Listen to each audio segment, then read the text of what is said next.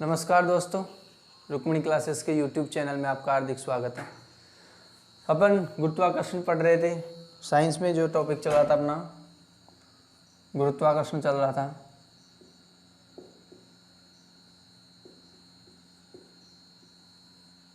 गुरुत्वाकर्षण में अपन ने गुरुत्वीय त्वरण की बात कर ली थी और शायद कुछ बातें रह गई थी गुरुत्वीय त्वरण की।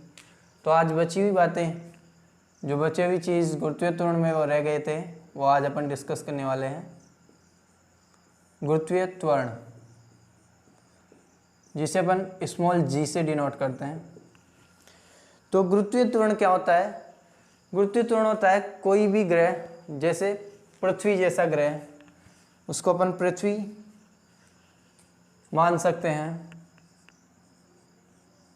पृथ्वी जैसा ग्रह जिसकी आकर्षण क्षमता होती है, तो वो अपनी तरफ वस्तुओं को अपनी तरफ खींचता है। तो वो अपनी तरफ जिस त्वरण से वस्तुओं को खींचता है, वो उस ग्रह का गुरुत्वाकर्षण बल कहलाता है। जरूरी नहीं कि पृथ्वी का ही अपना गुरुत्वाकर्षण हो, चंद्रमा का भी अपना गुरुत्वाकर्षण है। प्रत्येक ग्रह जो है उसका अपना एक गुरुत्वाकर्षण बल होगा। उसको अपन g से डिनोट करते हैं। जो पृथ्वी का गुरुत्वाकर्षण है उसको अपन लिखते हैं g बराबर 9.8 मीटर प्रति सेकंड स्क्वायर। अब ये g का मान जो है वो सब जगह पर यही हो, ये फिक्स नहीं है। इसका एक रीज़न है। जो g है उसका जो फॉर्मूला है वो है अपना g m/r स्क्वायर। जो g का फॉर्मूला है g m/r स्क्वायर, जहाँ पे g क्या है? g है गुरुत्वीय स्थिरांक या गुरुत्वाकर्षण स्थिरांक जिसे कहेंगे अपन, जिसका मान अपन ने 6.67 × 10⁻⁻11 nm²/c/kg²। जो यहाँ पे एम ई दिया हुआ है, एम ई अपना पृथ्वी, या जिसको अपन पृथ्वी तुल्य ग्रह बोलेंगे, जिसकी अपनी आकर्षण क्षमता होगी, तो ग्रह का द्रव्यमान।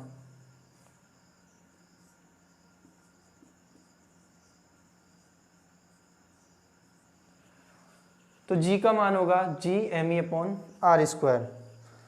इससे अपन ये देख सकते हैं कि जो ग्रह है उसके लिए जो गुरुत्वाकर्षण या गुरुत्वीय स्थिरांक, गुरुत्वीय त्वरण का मान है, वो दो फैक्टर पर निर्भर करेगा। जिसका एक फैक्टर हो गया अपना द्रव्यमान और दूसरा फैक्टर होगा r। मतलब जो g है डायरेक्टली प्रोपोर्शनल टू m/e और g inversely proportional to 1/r²। Inversely proportional to r² या g directly proportional to 1/r²।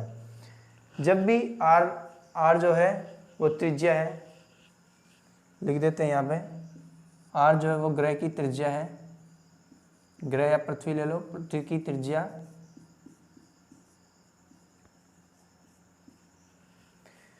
जब भी r का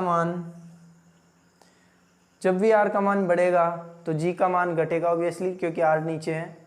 और जब भी r का मान घटेगा तो g का मान बढ़ेगा। अब अपन देख सकते हैं कि पृथ्वी जो है, पृथ्वी कुछ इस प्रकार से है। ध्रुवों पर से चपटी है, भूमध्य रेखा पर गोल है, ध्रुवों पर से थोड़ी चपटी है।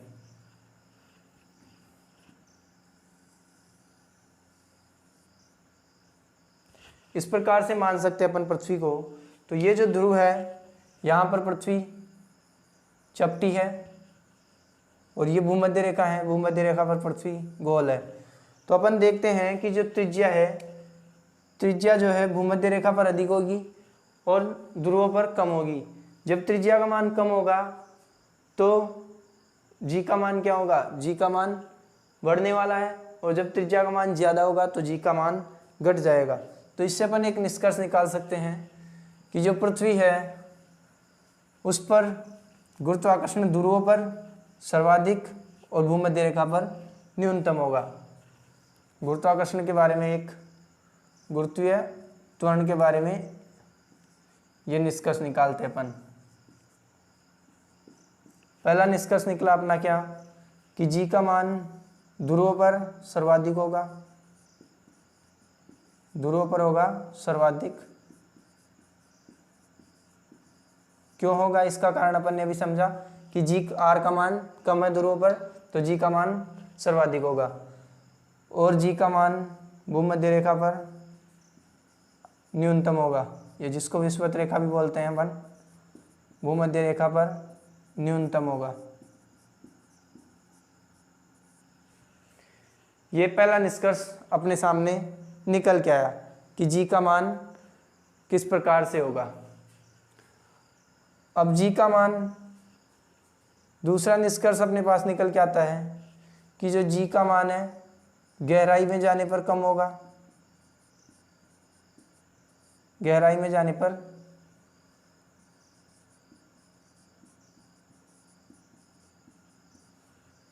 कम होगा। यहां तक कि जो पृथ्वी का केंद्र है, पृथ्वी के केंद्र पर जी का मान शून्य होगा। जो पृथ्वी का केंद्र है, केंद्र पर अपन देखेंगे तो केंद्र पर जी का मान क्या होगा, शून्य होगा। तो गहराई में जाने पर जी का मान क्या होगा, कम हो जाएगा। अगला इसी में निष्कर्ष देखते हैं अपन, ऊंचाई पर जाने पर भी जी का मान क्या हो जाएगा, कम हो जाएगा। जी का मान ऊंचाई में जाने पर भी कम होगा, जी का मान ऊंचाई में जाने पर भी कम होगा। ये दो निष्कर्ष निकलते हैं, नोट डाउन कीजिए।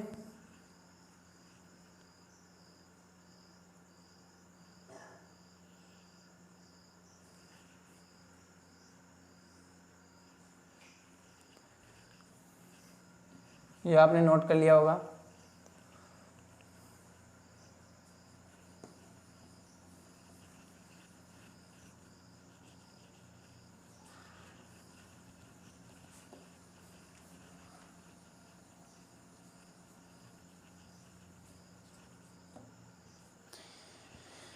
यदि अपन चर्चा करें कि पृथ्वी की गति को अपने अक्ष पर जो घूर्णन करती है उसको अपन बढ़ा दें तो जी पर क्या प्रभाव पड़ेगा।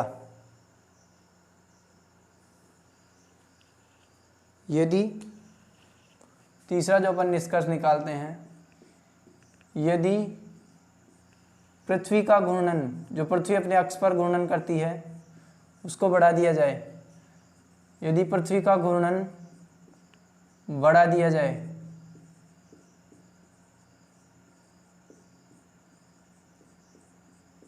यदि पृथ्वी का घूर्णन बढ़ा दिया जाए तो जी का मान जो है वो भूमध्य रेखा पर शून्य हो जाएगा।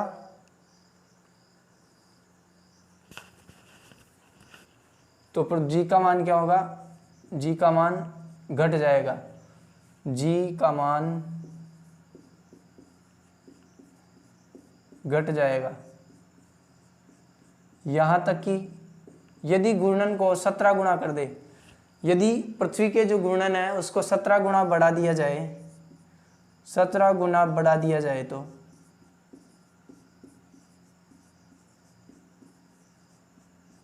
तो जो जी का मान है वो भूमध्य रेखा पर शून्य हो जाएगा। तो जी जो है भूमध्य रेखा पर शून्य हो जाएगा। जी का मान भूमध्य रेखा पर शून्य हो जाएगा यदि 17 गुना बढ़ा दिया जाए तो। अगला निष्कर्ष अपन देखते हैं, यदि पृथ्वी घूर्णन बंद कर दे, यदि पृथ्वी घूर्णन बंद कर दे तो क्या होगा। यदि पृथ्वी घूर्णन बंद कर देगी तो जो जी का मान है वो जो भूमध्य रेखा है वहां पर सर्वाधिक होगा, भूमध्य रेखा पर सर्वाधिक होगा।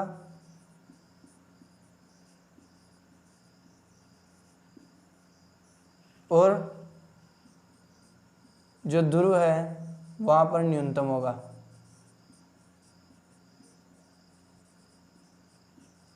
यदि घूर्णन बंद कर दिया जाए, यदि पृथ्वी का घूर्णन बंद कर दिया जाए तो जी के मान में वृद्धि होगी और ये विषुवत रेखा पर सर्वाधिक और ध्रुवों पर न्यूनतम होगा।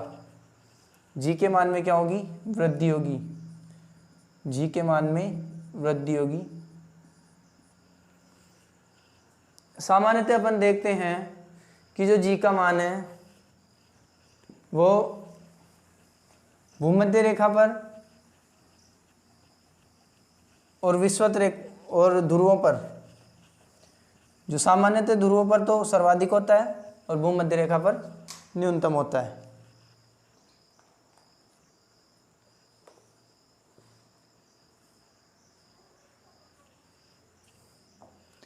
तो ध्रुवों पर जो मान है वो अपन मानते हैं 9.8 मीटर प्रति सेकंड स्क्वायर। ये तो अपन ध्रुवों पर जी का मान मानते हैं। और जो भूमध्य रेखा है, विषुवत रेखा जिसे अपन बोलेंगे, भूमध्य रेखा पर अपन इसका मान 9.75 मीटर प्रति सेकंड स्क्वायर मानते हैं। इसी कारण जो भारी उपग्रह होते हैं अपने, वो भूमध्य रेखा से प्रक्षेपित किए जाते हैं। इसका एक जो अनुप्रयोग है वो ये भी लिख सकते हैं अपन कि जो भारी उपग्रह हैं, भारी उपग्रह वो भूमध्य रेखा से प्रक्षेपित किए जाते हैं, भूमध्य रेखा से प्रक्षेपित किए जाते हैं।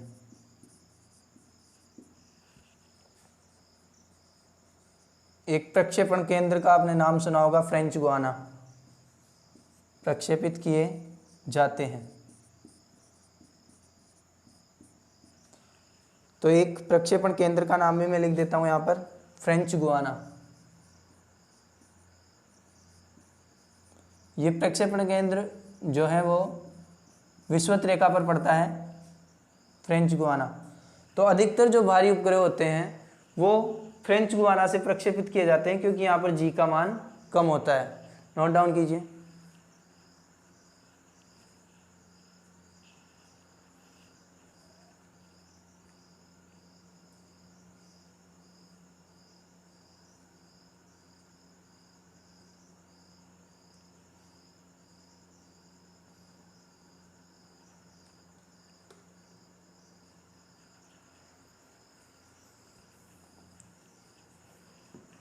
अपन एक एग्जाम्पल लेकर देखते हैं।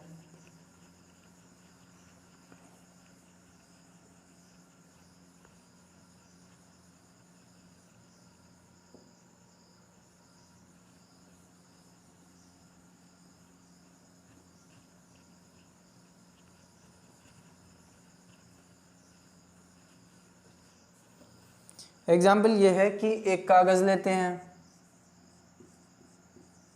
और एक पत्थर लेते हैं।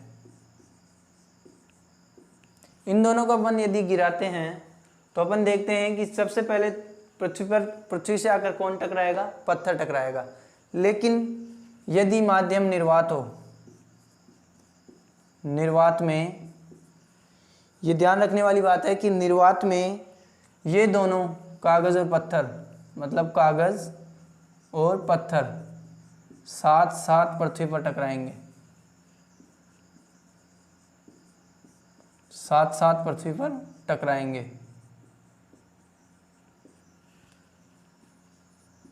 पृथ्वी से टकराएंगे।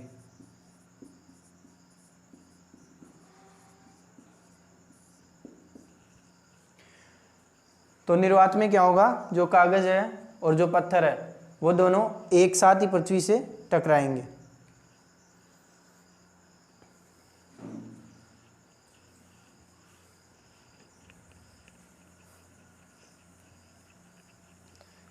अपने को एक चीज़ में हमेशा कन्फ्यूजन रहता है, द्रव्यमान और भार। तो द्रव्यमान क्या है और भार क्या है, इस पर चर्चा करते हैं अपन कि द्रव्यमान और भार में क्या अंतर होता है। वास्तव में अपन मानते हैं कि जो अपना जो वजन होता है उसको अपन कभी सोचते हैं कि द्रव्यमान होगा, कभी सोचते हैं कि भार होगा। तो आज वो आपका कन्फ्यूजन दूर करने जा रहा हूँ मैं कि वजन जो क्या होता है और द्रव्यमान वास्तव में क्या चीज़ है।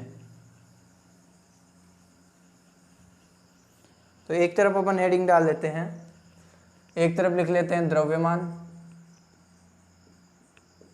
और एक तरफ लिख देते हैं भार। तो द्रव्यमान क्या होता है पहले इसको समझते हैं अपन।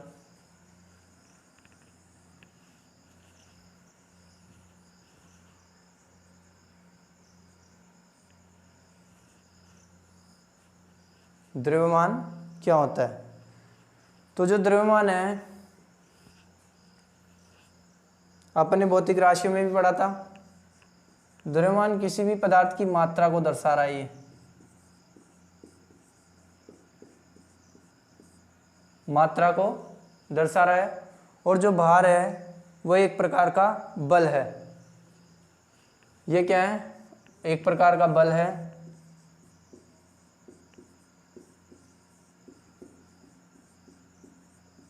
जो वस्तुओं को अपनी ओर खींचने,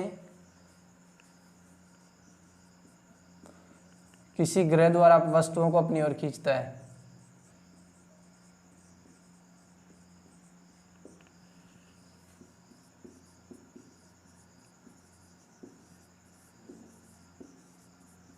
अपनी ओर खींचना।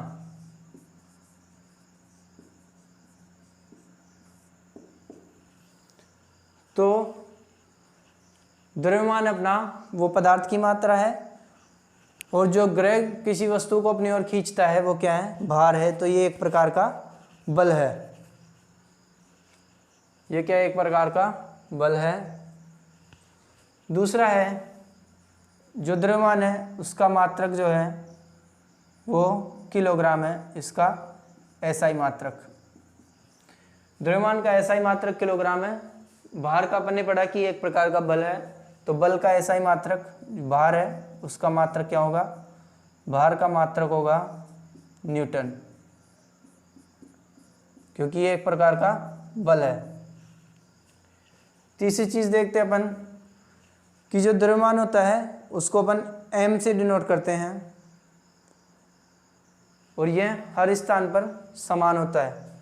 द्रव्यमान को अपन m से डिनोट करते हैं, हर स्थान पर, प्रत्येक स्थान पर समान होता है। ये प्रत्येक स्थान पर समान होता है। बल्कि जो भार है उसको अपन लिखते हैं वेट बराबर mg, जहाँ पे m क्या है, m द्रव्यमान है और g गुरुत्वीय त्वरण है। या लिख देते हैं m बराबर द्रव्यमान और g बराबर गुरुत्वीय त्वरण।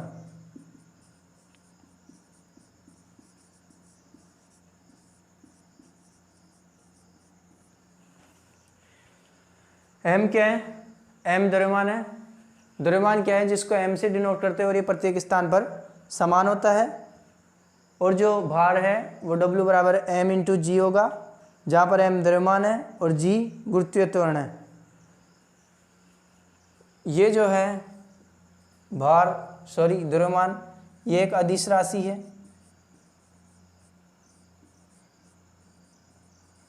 और इसका मान स्थिर रहता है, प्रत्येक दिशा में समान। और जो भार है वो एक सदिश राशि है, क्योंकि बल एक सदिश राशि है। तो भार क्या है, एक सदिश राशि। भार एक सदिश राशि है। तो द्रव्यमान और भार में ये अंतर है वास्तव में। जब भी अपन किसी व्यक्ति के वजन की बात करते हैं तो वो भार होगा, क्योंकि वो द्रव्यमान इंटू त्वरण दोनों का गुणा होगा। यदि अपन उसका द्रव्यमान निकालना चाहे तो अपन ऐसे निकाल सकते हैं। यदि किसी व्यक्ति का वजन मान लो 98 किलोग्राम है, जिसको अपन बोलते हैं, वास्तव में ये क्या है, यदि ये भार है W तो ये 98 किलोग्राम नहीं हो कि 98 न्यूटन होगा। तो किसी वस्तु का भार यदि 98 न्यूटन है तो उस व्यक्ति का द्रव्यमान अपन निकालना चाहे तो W क्या होता है, m इंटू जी 98। m का मान क्या होगा, ये अपने को ज्ञात करना है, तो 98 डिवाइड बाई g का मान कितना है, 98 डिवाइड बाई 9.8। देन पॉइंट हटाएंगे तो ऊपर 0 लग जाएगा, ये गया तो 10 किलोग्राम। वास्तव में उस व्यक्ति का द्रव्यमान 10 किलोग्राम है और अपन सोचते हैं 98 किलोग्राम उसका भार है, लेकिन भार उसका 98 न्यूटन है। अपन मापते उसको किलो में माप देते हैं, और ये जो उसका द्रव्यमान, वास्तविक द्रव्यमान क्या है 10 किलोग्राम। ये द्रव्यमान स्थिर रहेगा उसका। यदि वो चंद्रमा पर जाएगा तो भी उसका द्रव्यमान 10 किलोग्राम रहेगा, यदि वो मंगल पर जाएगा तो भी उसका द्रव्यमान 10 किलोग्राम रहेगा, यदि वो पृथ्वी पर रहेगा तो भी उसका द्रव्यमान 10 किलोग्राम रहेगा। लेकिन यदि ये व्यक्ति चंद्रमा पर चला जाता है तो इसका भार जो है वो परिवर्तित हो जाएगा वहाँ के गुरुत्वाकर्षण के अनुसार, क्योंकि जैसे ही गुरुत्वाकर्षण के अपन, ये नोट कीजिए पहले फिर समझाता हूँ आपको।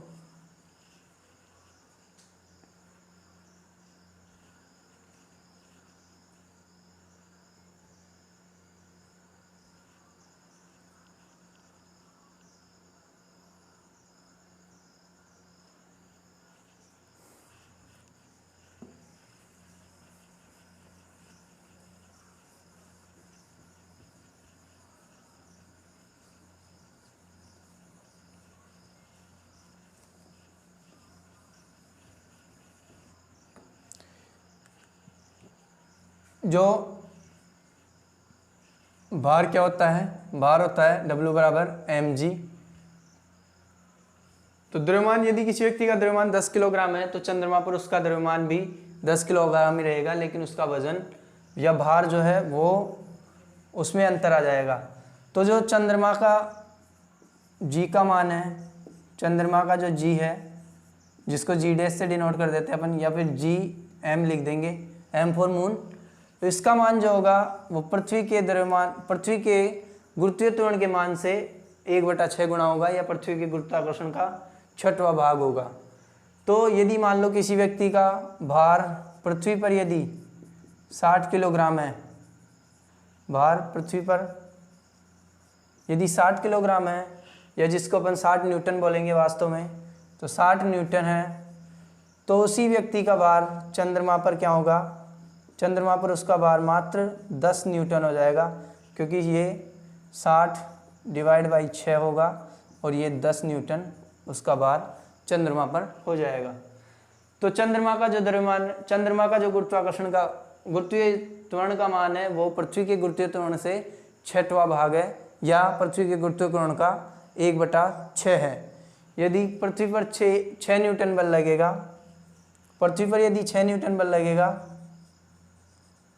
तो चंद्रमा पर वो बल 1 न्यूटन काउंट होगा, चंद्रमा पर 1 न्यूटन होगा। अब एक बात आती है पेंडुलम घड़ी की, जिसे लोलक घड़ी भी कहते हैं अपन।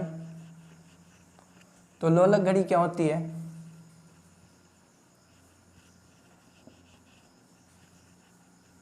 लोलक घड़ी का आवर्तकाल जो है वो जी के कारण परिवर्तित होता है। जी से इसका लोलक घड़ी होती है, पेंडुलम घड़ी या लोलक घड़ी।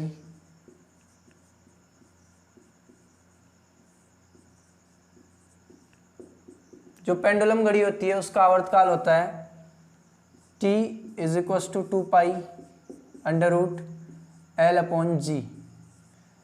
यहाँ पे L क्या है, L लोलक की लंबाई है और G गुरुत्वीय त्वरण है।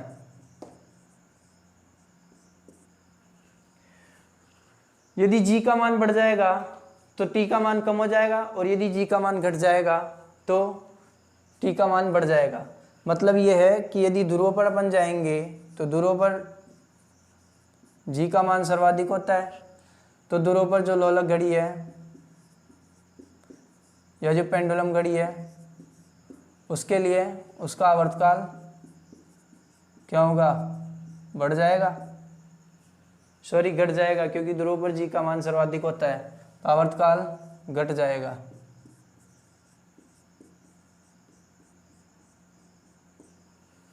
तो ध्रुव पर क्या होगा, जो लोलक घड़ी है उसका आवर्तकाल ध्रुव पर घट जाएगा, जिसके कारण घड़ी तेज हो जाएगी, जिसके कारण घड़ी क्या होगी, घड़ी तेज हो जाएगी। इसका कारण क्या है, इसका कारण है जी का मान बढ़ जाना। और यही बात यदि विषुवत रेखा की या भूमध्य रेखा की करते हैं, भूमध्य रेखा की करते हैं, तो लोलक घड़ी का आवर्तकाल जो टी है, टी का मान बढ़ जाएगा। इसके कारण क्या होगा, इसके कारण घड़ी जो है वो धीमी हो जाएगी। घड़ी क्या होगी, घड़ी धीमी हो जाएगी। इसका भी एकमात्र कारण क्या है, इसका भी कारण है जी का मान घट जाना। जी का मान न्यूनतम है, इसके कारण भूमध्य रेखा पर टी का मान बढ़ जाएगा और घड़ी क्या हो जाएगी, धीमी हो जाएगी। इसी के साथ यदि भूमध्य रेखा पर जी का मान कम होगा तो आवर्तकाल बढ़ जाएगा और घड़ी क्या होगी, धीरे धीरे चलेगी। और यदि आवर्तकाल जी का मान बढ़ा हुआ होगा तो आवर्तकाल घट जाएगा और घड़ी क्या हो जाएगी, तेज हो जाएगी। तो अपन देखते हैं कि यदि ध्रुवों से अपन भूमध्य रेखा की ओर जाते हैं, ध्रुवों से यदि भूमध्य रेखा की ओर जाएंगे तो जो अपनी लोलक घड़ी है उसका वो धीमी होती जाएगी, और यदि भूमध्य रेखा से ध्रुवों की ओर जाएंगे तो लोलक घड़ी तेज होती जाएगी। और लंबाई बढ़ने पर पेंडुलम घड़ी का आवर्तकाल भी बढ़ जाता है, क्योंकि लंबाई क्या है, जो टी है वो एल के समानुपाती है। यदि लंबाई बढ़ाएंगे तो टी का मान बढ़ जाएगा, आवर्तकाल बढ़ जाएगा।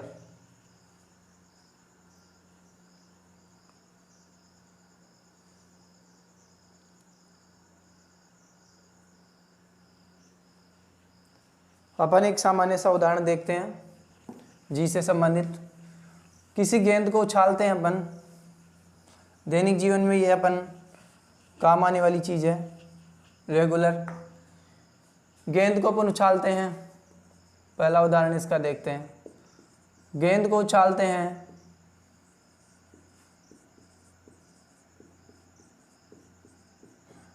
तो एक निश्चित ऊंचाई पर जाने के बाद गेंद अपने आप रुक जाती है। उसका क्या कारण है, जो जी है वो विपरीत दिशा में लग रहा है, क्योंकि जी नीचे की ओर लगेगा। ये गेंद है ऊपर की ओर फेंकी जा रही है, जी नीचे की दिशा में लगेगा। ऊपर की ओर एक बल लग रहा है जो अपन ने लगाया है, इस पर जी नीचे की ओर लगेगा तो एक निश्चित स्थान पर, निश्चित ऊंचाई पर जाकर ये गेंद रुक जाएगी और नीचे की तरफ आने लगेगी। जब ये गेंद नीचे की तरफ आएगी तो जी भी नीचे की तरफ लग रहा होगा, तो इस गेंद की जो चाल है वो बढ़ जाएगी। इसी प्रकार दूसरा उदाहरण अपन देख सकते हैं कि जो टेबल टेनिस की बॉल है, टेबल टेनिस,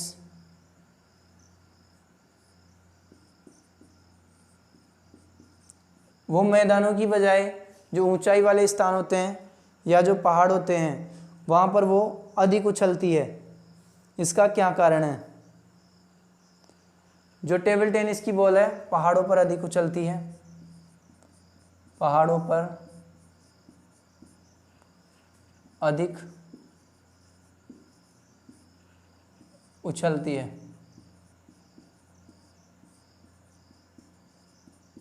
इसका एकमात्र कारण जी है, जिसको गुरुत्वीय त्वरण बोलेंगे अपन, क्योंकि पहाड़ों पर गुरुत्वीय त्वरण का मान कम होगा।